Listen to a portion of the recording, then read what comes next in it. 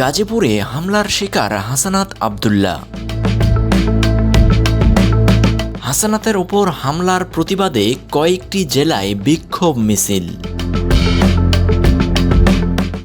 বাড়ির ছাদে আছড়ে পড়ল যাত্রীবাহী বিমান।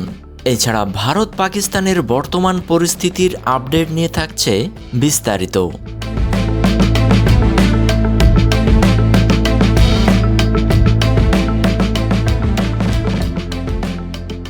কৃষি বিশ্ববিদ্যালয় এলাকায় একটি অনুষ্ঠান শেষ করে ফেরার পথে চান্দানা চৌরাস্তার মোড়ে পৌঁছালে জ্যামে আটকে থাকা অবস্থায় 4 থেকে 5টি মোটরসাইকেল যোগে হামলা করা হয় তার গাড়িতে।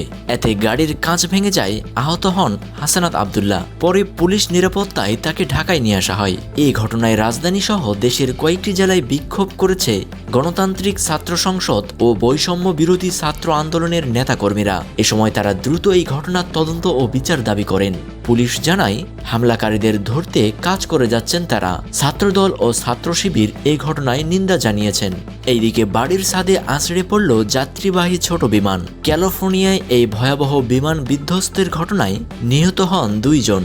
শনিবার রাজ্যটির সিসি ভ্যালি নামক স্থানে হয় এই দুর্ঘটনাটি। এতে প্রাণ হারায় প্লেনের পাইলট, একজন যাত্রী ও একটি কুকুর। ভারত পাকিস্তান পাল্টাপাল্টি পদক্ষেপ চলছেই।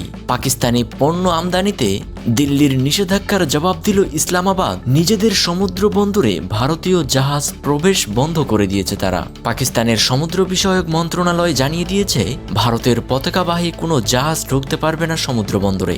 এই ছিল আমাদের কাছে সর্বশেষ আপডেট।